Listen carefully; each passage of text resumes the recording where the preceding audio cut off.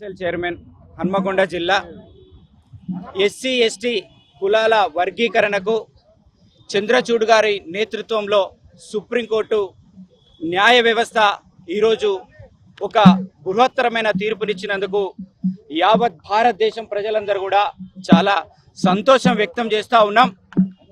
ఒకప్పుడు నెహ్రూ గారు ప్రధానమంత్రిగా ఉన్నప్పుడు విదేశాల నుంచి ఎవరొచ్చినా కూడా మా క్యాబినెట్లో భజల్ అంటే ఒక జ్ఞానవంతుడు ఉన్నారు, ఆయన జ్ఞానము ఈ దేశానికి చాలా అవసరమని కాంగ్రెస్ పార్టీ ఒక న్యాయమంత్రి అయిన డాక్టర్ బాబాసాహెబ్ అంబేద్కర్ గారి ఆలోచనలు ఒక రాజ్యాంగ రూపంలో ఈరోజు భారతదేశానికి ఒక దిక్సూచైంది. అలాగనే ఈ రాష్ట్రాలలో హక్కులు కల్పించిన చంద్రచూడ్ గారికి ప్రత్యేకంగా కృతజ్ఞతలు తెలియజేస్తా ఉన్నాం. దాంతో పాటుగా గౌరవనీయులు మందకృష్ణ మాదిగ గారు, మిగతా వాళ్ళు సునీల్ గారు, ఇంకా చెప్పుకుంటూ పోతే ఇట్లా చాలా మంది కూడా ఎంఆర్పిఎస్ ఉద్యమంలో మిగతా కులాల ఉద్యమంలో కూడా ప్రతి ఒక్కరికి హక్కులు కావాలని కొట్లాడినారు. వారందరికీ కూడా నేను ఎంఆర్పిఎస్ ఉద్యమంలో డాక్టర్స్ ఫోరం కన్వీనర్గా మరియు స్టూడెంట్ ఉన్నప్పటి నుంచి కూడా ప్రతి ఆర్గనైజేషన్లో కూడా హక్కుల గురించి కొట్లాడడం జరిగింది. ఈరోజు ఆ హక్కులన్నీ ఫలించాయి.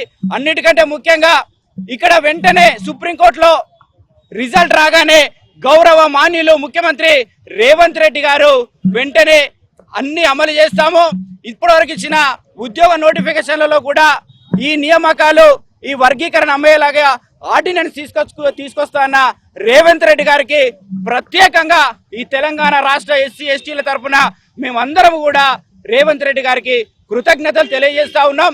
ఈ రాష్ట్రంలో ఎవరికి ఏ కష్టం వచ్చినా దళితుల పక్షాన నిలబడేది కాంగ్రెస్ పార్టీ, దేశంలో దళితుల పక్షాన నిలబడేది కాంగ్రెస్ పార్టీ అని మరి ఒకసారి ఒక న్యాయ వ్యవస్థ మీద ప్రతి ఒక్క దళితులు ఇప్పటికైనా అర్థం చేసుకోవాలి.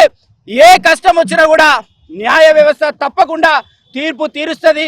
న్యాయ వ్యవస్థ ప్రకారము రాజ్యాంగ హక్కుల కోసము మనమందరం కొట్లాడి తెచ్చుకోవాలని ప్రతి ఒక్కరికి నమస్కారాలు.